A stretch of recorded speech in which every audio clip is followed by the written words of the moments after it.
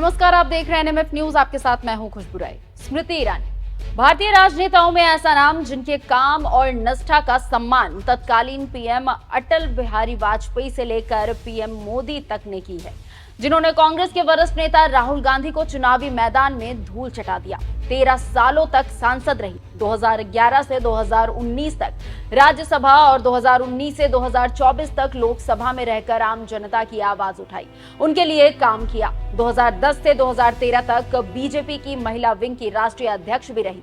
मोदी सरकार में 2 बार मंत्री भी बनी और जब इतने बड़े नेता की हार हो जाती है तो सभी को हैरानी तो जरूर होती है। 2024 का वो चुनावी रण अमेठी, जहां से आमने सामने थे बीजेपी और कांग्रेस के दिग्गज नेता। बीजेपी से स्मृति ईरानी और कांग्रेस से केएल शर्मा, दोनों ही प्रत्याशियों ने जी जान लगा दी। चुनावी हलकों में चर्चा थी कि जिस महिला नेता ने कांग्रेस के सबसे बड़े चेहरे को पटखनी दी, उनके सामने कोई भी क्या ही टिक पाएगा। ऐसे में अमेठी में एक बार फिर से स्मृति ईरानी की जीत तय मानी जा रही थी, लेकिन जब रिजल्ट सबके सामने आया, उसने सबको चौंका दिया। अमेठी से स्मृति ईरानी की हार हो गई।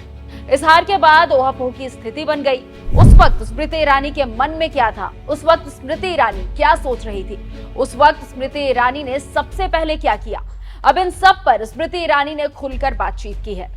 उन्होंने एक एक सवाल का जवाब दिया है एक पॉडकास्ट में, सुशांत सिंह के पॉडकास्ट में।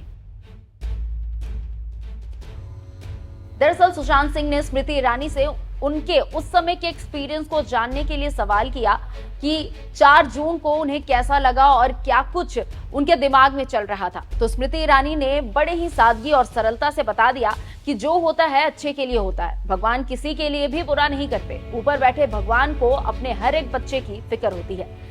4 जून की बात कही आपने, तो अमेठी के उस घर में के प्रांगण में एक मंदिर है और मेरी माँ और महादेव में बहुत आस्था है। कुछ लोगों को लगा कि मैं भी यही कहूंगी कि भगवान, मैंने इतनी मेहनत की, लोगों की इतनी सेवा की, मैं हर गांव गई, धूप छांव देखा नहीं, सबकी मदद की, संगठन में इतनी मेहनत की, संगठन था नहीं उसको बनाया। दीदी ने कहा तो लोग थोड़ा एप्रीहेंसिव थे, आसपास थे लेकिन एप्रीहेंसिव थे। और मुझे याद है कि मैं माँ की मूर्ति के सामने गई, जगदम्बा कहते हैं, माँ दुर्गा की मूर्ति के सामने गई, मैंने प्रणाम किया, मैंने कहा जो किया आपने ठीक किया होगा। उन्होंने अपनी भगवान में गहरी आस्था को बताते हुए बड़ी बात कही। उन्होंने कहा आपको इस बात पर विश्वास करना होगा। मेरी बिलीफ है कि आज आपको कोई चीज अटपटी सी लगती है, आज आपको अन्याय लगता है, लेकिन टॉप एंगल जो सबसे बढ़िया है वो भगवान का है।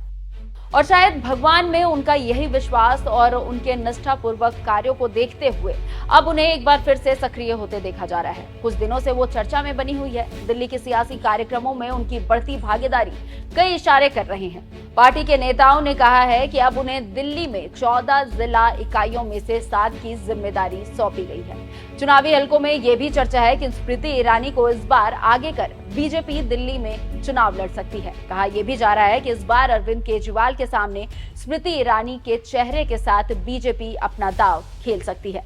अगर ऐसा होता है तो सिर्फ 48 सालों में उनके नाम एक और उपलब्धि जुड़ जाएगी। फिलहाल इस खास वीडियो में बस इतना ही।